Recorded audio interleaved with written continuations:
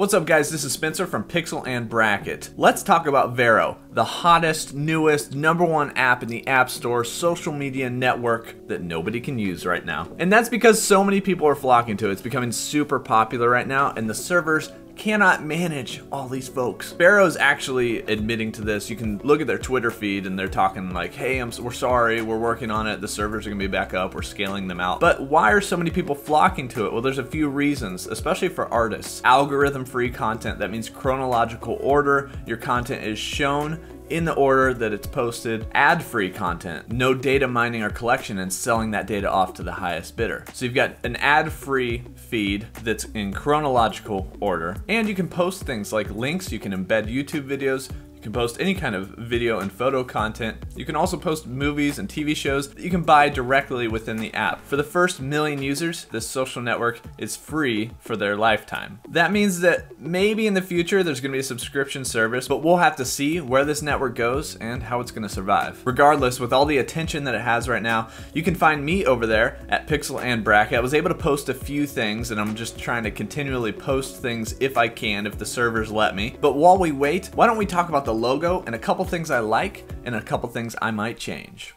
Let's start with things I like about the logo. It's minimal and clean. You guys should know that my logo is very minimal and clean as well, so I'm pretty much attracted to those style of logos. Now this logo doesn't have any inherent meaning to it, but you know, social media networks are hit or miss on whether their icon, their logo actually has meaning. I mean, think of Facebook, just the F for Facebook or Facebook written out. You do have things like Twitter where you have the bird and tweet, there's a little bit of a correlation there, but then there's other platforms like Instagram. On the app itself just has a script Instagram. Yes, the app icon is a camera, that relates. Vero doesn't necessarily have to mean anything inherently, and that's okay. It just needs to be a recognizable icon. So what we have here is the word written out, and this symbol here is an upside down triangle, and this triangle has a slash through it, more than likely to indicate the V shape of the icon itself,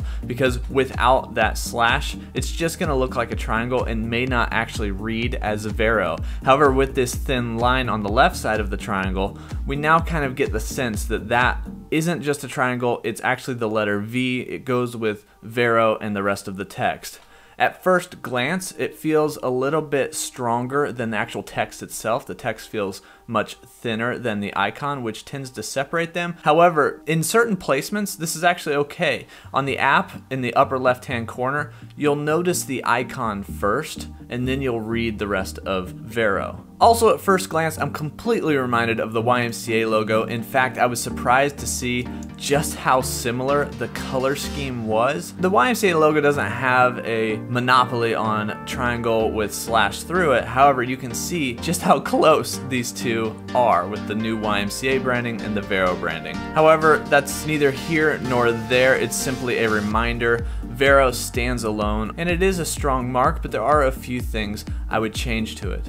Remember, I was talking about the thinness of the letters. Well, as we scroll over here, we're gonna find the actual Vero website. And what happens, this is where I think the biggest problem with the logo is, it was the first thing that I immediately noticed. That logo does not hold up well at a small size. You can see where the logo is actually beginning to break apart. If you look at the letters, the O and the E, they're not holding up well when you're viewing the website at 100%. There's just not enough pixels to complete the fill and the shape and the stroke of those letters. So one thing we're gonna need to do is bump up that stroke. The other thing is, when you're actually in the app, you'll notice that the top row of the app has the logo on the left, which this is one of those uses where I like that there's the icon right there. It's very strong next to the letters. And then these letters are thin and they kind of match the stroke of these icons. However, I think that some of these strokes could be matched a little bit better.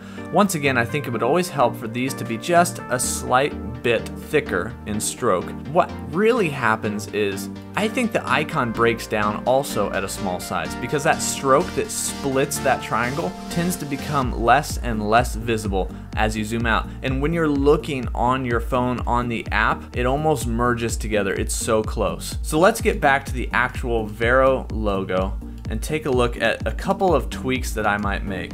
The first being splitting this triangle a little bit more. So adding a bit more of space between those two sides of it. So what we'll do here is we'll just add a stroke to that, and we'll make sure that stroke is black.